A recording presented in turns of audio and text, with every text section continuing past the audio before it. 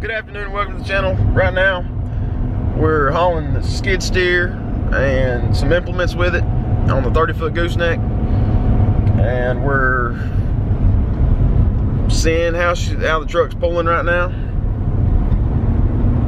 The trailer weighs 8,000 pounds, the skid steer weighs 12. I don't remember what the implements weigh. I've got a brush cutter on here, I've got a Harley rake, and I've got just the regular bucket.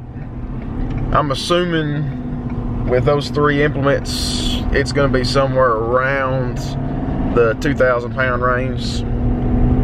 So we should have somewhere around 14,000 pounds on the trailer. Trailer weighs 8. So you're looking at 22,000 pounds behind us right now. I don't know if you can see it back there. Can you see the trailer back there? Hopefully so. Now you should be able to. You should be able to in the mirror right there. We'll take a better look at it when we get there. But right now we're in the 2020 F350 Powerstroke, and got just over 6,000 miles on it, as y'all can probably see there, maybe. And she pulls great. No problems at all with it. I've been thoroughly impressed, and hope it continues doing really good for me in the future. Running 40 miles per hour down 2-lane roads, back roads, headed to drop the skid steer off. Truck right now is pulling great. I have the trailer loaded just a little bit wrong, but it's only about a 7-mile drive, so I'm not gonna stop and reload it. It's doing a lot of shuddering back and forth, which tells me that I loaded it wrong somehow. One thing I wanted to show was going up and down. We're going up and down some hills here. They're just small hills, and like you can see there, we're running 45 miles per hour down these things. And like this hill coming up right here, we're gonna go down. We'll see what the engine does as far as revving up, and trying to go around this corner. You can see right there we're revved up 3,000 RPM to go around this corner.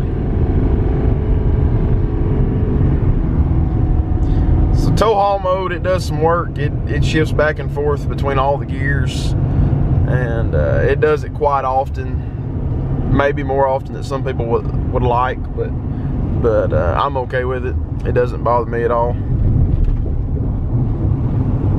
And here we're gonna go up a hill, so you can watch what the gears does. We're in 7th right now.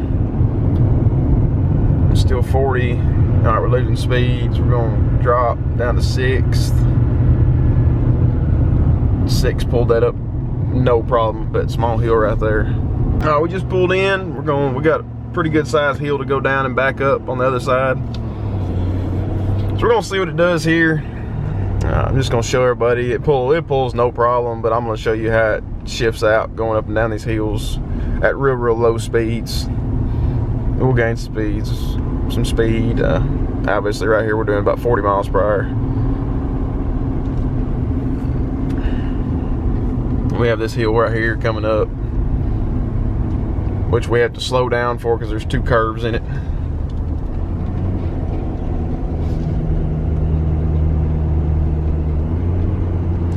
Right there, I've probably got about 50% throttle in it, and just because of however it does the downshifting, it takes a long time before it will downshift, but it finally did right there, and now we're going again.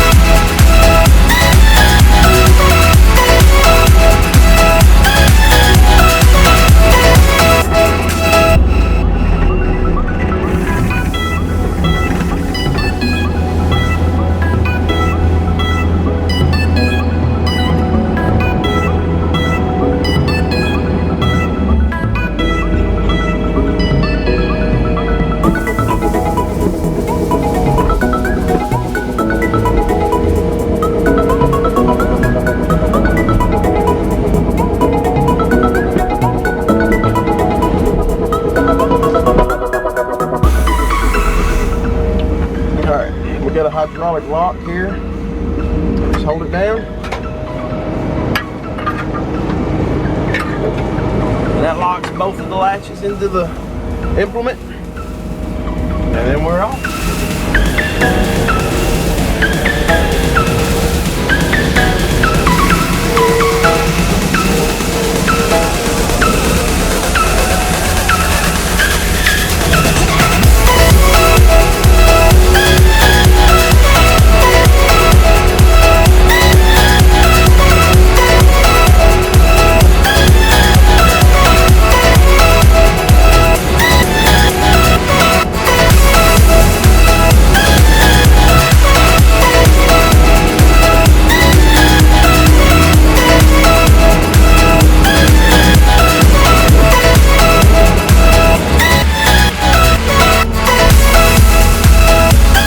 Like it.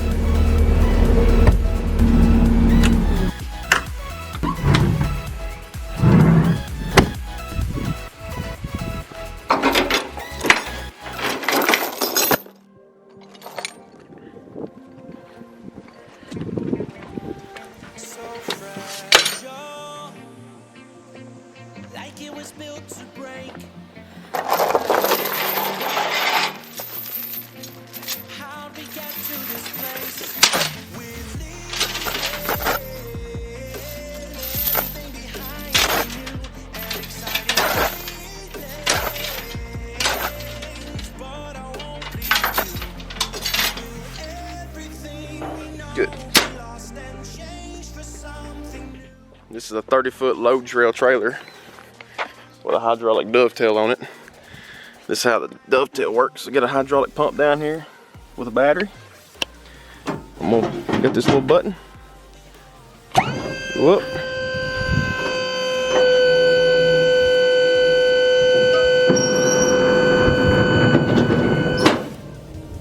It locked. Now I'm gonna go ahead and go back down. Now it's sitting on the stops.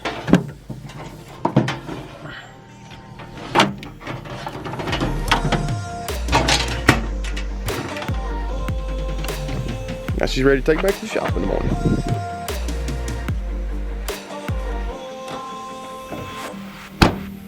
Alright, so my dad just called and he wants me to blow off all the mud on the asphalt out here, so we're gonna get the blower out and try to get all that gone. Alright, I'm gonna let y'all see how this thing pulls. Gooseneck trailer, nothing on it. Trailer weighs 8,000 pounds unloaded. I've weighed it many, many times. It's a very heavy built trailer.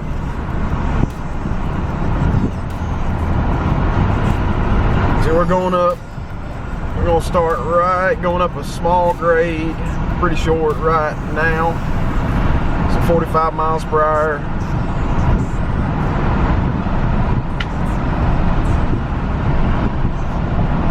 Doesn't even care. 8,000 pounds behind it, doesn't even care. So a question I get asked at work sometimes is, and I actually just got asked this question last week, is how do you set your trailer brake gain? For somebody who hasn't pulled many trailers and doesn't know anything about trailer brake controllers and how they work, the simplest advice I could give the person who asked me was the way I do it.